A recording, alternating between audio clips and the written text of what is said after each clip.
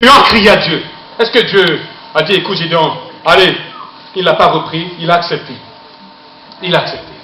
Et Gédéon est allé, Dieu tient toujours sa parole. Amen. Mes amis, gardez ça.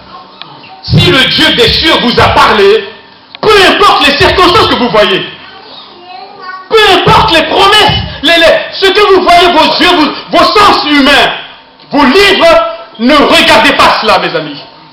Ne regardez pas à ce que le message des sens, des 5 sens. L'une des alliances que Dieu m'a faites, Matthieu 6, 33. Au tout début, le premier jour de ma conversion. C'est le message qui a bouleversé ma vie. Je vous en parle aujourd'hui comme si c'était seulement d'hier. Mais ça fait 30 ans en arrière. Il m'a dit, cherchez d'abord, premièrement, le royaume de Dieu et sa justice. Et tout le reste. Mes amis, j'avais ce qu'il faut pour réussir. J'étais en maîtrise informatique. J'étais parti pour être ingénieur. J'étais intelligent. J'ai été premier de ma classe jusqu'en 6e, jusqu'en terminale. Toujours. Attends, je ne dis pas ça par orgueil. Je bénis Dieu pour ce qu'il a fait dans ma vie. Et je suis reconnaissant pour ce qu'il a fait. Amen. Je pouvais encore continuer. Mais il m'a dit, arrête-toi. Et je ne savais pas, c'était une alliance. Clément, tu ne t'inquiéteras jamais de ce que tu vas manger, de ce que tu vas boire, de ce que tu vas te mettre, ni de ta famille, tes enfants, tu ne t'inquiéteras jamais. Nous avons fait 14 années en mission. Nos amis étaient avec nous. C'est formidable. Vous savez, il y a des moments où Dieu teste l'alliance que tu fais avec lui. Il y a des moments où on n'avait absolument rien à manger. Rien. Je me souviens un jour, on était à table, lui il était encore un petit bambin, Emmanuel, vous ne pouvez pas s'en souvenir. Eh bien, on était à table, midi, on n'avait absolument rien à manger. Vous savez ce qu'on a fait? J'ai dit à ma femme, ma première épouse qui est décédée, eh bien, je lui ai dit, on fait de la tisane. La tisane c'était quoi? On a coupé de la citronnelle, c'est nature. On a coupé, on a mis dans l'eau, on a fait bouillir. Et puis, on s'est mis à table. On a mis les fourchettes, etc., les assiettes et tout. Et puis on était là, avec nos enfants, les yeux fermés, on était en train de rendre grâce. Il n'y avait rien à manger à table.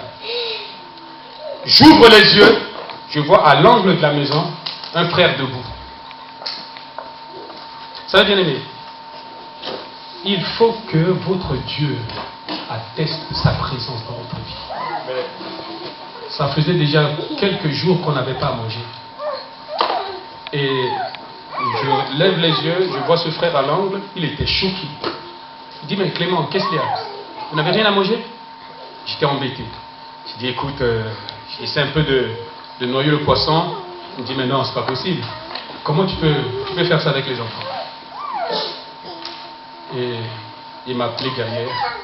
Il m'a donné de l'argent. Et avec cet argent, on a vécu jusqu'à ce que l'aide qu'on nous avait promise commence à arriver. C'était terrible, ce moment-là.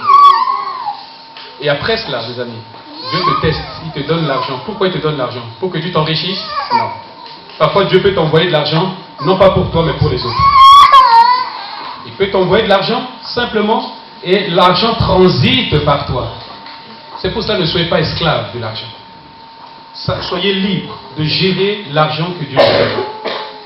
À la fin de notre séjour en Afrique, on est parti brutalement. Nous donnions jusqu'à 50% de ce que nous percevions pour aider les frères et sœurs, pour aider l'œuvre de Dieu.